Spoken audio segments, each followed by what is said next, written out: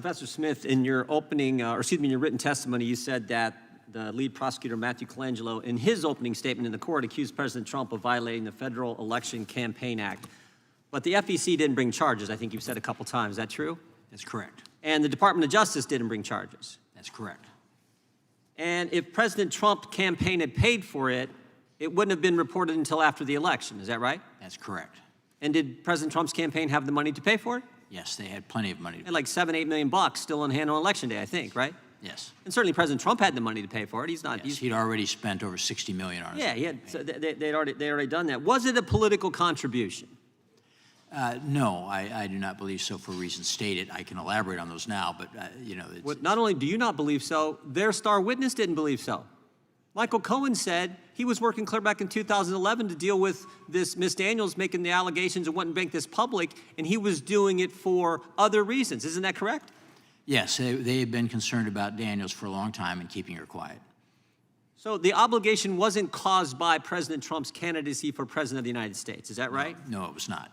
Okay, Mr. Fahey, in your written testimony, you said one of the most alarming aspects of the case is that the fraud, quote, fraud, did not involve anyone losing money or even being harmed in any way. To the extent that the ledger entries were inaccurate, they were entered into the books of a private company that understood what they were for. It is unheard of for a fraud case to be brought where no losses were suffered. So there weren't any losses in this case at all, were there? Yeah, that's what makes this so remarkable. And just, I can't even imagine someone bringing a fraud case to the United States Attorney's Office where nobody lost money, there were no victims, and no one was worse off at the end of it. It just makes it laughable, even before you get to steps 2 through probably 20 that make this case really absurd to have been brought to begin with. It wasn't a contribution. If it was a contribution, it wouldn't have been reported until after the election, and no one suffered any losses, and yet they bring this charge against President Trump. I find that just amazing. If that's not political motivation, I don't know, because what other motivation could there be? Yeah, it's really almost inarguable at this point that the motivation for this case was political. It's really, I've never heard a serious argument that it should have been prosecuted otherwise. I know Mr. Wu might have one, but I just haven't heard that, because it seems political from the inception all the way to the end.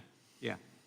Wasn't a contribution, wouldn't have been reported even if it was, if they paid it out of the campaign. No one suffered loss, and yet there was some kind of conspiracy to impact an election. But that's not the worst of it. The worst of it is they didn't tell the defendant what the crime was he was being charged with. Isn't that right, Judge? That's correct. Right from the indictment, Donald Trump was charged with falsifying business records. To elevate that crime to a felony, he had to be concealing or committing other crimes. When did the defendant in this trial, in this case, learn what he was being charged with?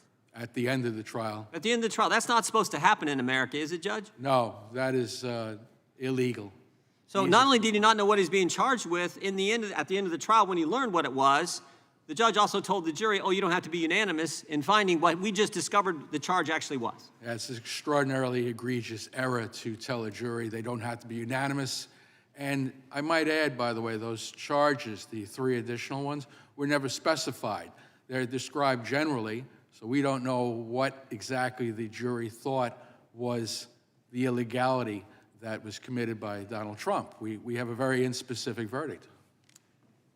Campaign finance expert says it wasn't a contribution, and even if it was a contribution, if they treated it as a contribution, paid it out of the campaign, it wouldn't have been reported until after the election, so there's no conspiracy to influence the election. No one suffered any harm or fraud in the initial case, former prosecutor tells us, and the judge tells us that the defendant didn't know what he was charged with until the end of the trial, and the judge gave instructions to the jury. Never mind the fact the judge should have recused himself, which you point out in your written testimony, Judge. The judge didn't tell the jury, or told the jury you don't have to be unanimous. But the real thing here is the opportunity cost. And you raised this in your testimony, Mr. Fahey. The opportunity cost. When Alvin Bragg did the day 1 memo, says we are not going to charge all these felonies, we're going to bring them down to misdemeanors and let the bad guys roam the streets of New York.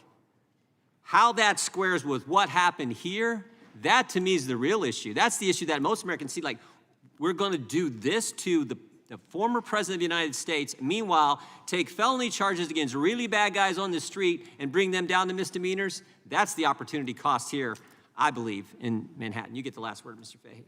Yeah, exactly. When you're letting carjackers out on bail or illegal immigrants that assault police officers aren't getting prosecuted, but this is the way you're using your time, in addition to the fact you run on a soft on crime policy and then you do take the most creative, aggressive approach to this crime, it's hard to argue it's anything other than a political motivation. Judge, the burden's supposed to be on the judge, right? The burden if he's going to recuse. Yes, the judge is the one that makes that final determination as to whether or not they should recuse themselves. You cite in your written testimony Rule 103E1 of the Chief Administrative Judge for the State of New York. Is that right? And it's pretty clear. It is. The judge shall disqualify himself or herself in a proceeding in which the judge's impartiality might be reasonably questioned. It can't get any clearer.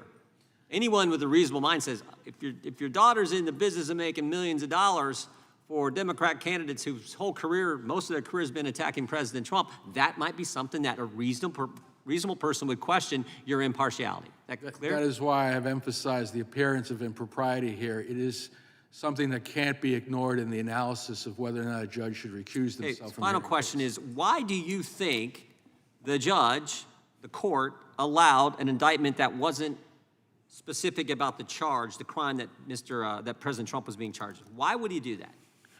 Well, that gets more into my political opinion than my legal opinion. And if you want my political opinion, Of course I do. sounds to me like Judge Merchan had his marching orders and he moved forward with what was expected of him. So if you're a judge who won't recuse yourself when your daughter's in the business of making millions of dollars from people who've attacked President Trump, you might understand why he's willing to allow an indictment that you're not supposed to allow move forward. And President Trump, as a defendant, not know what he's being charged with until the end of the trial. That is all correct. Yeah, back to where we started. Lawfare at its finest or at its worst.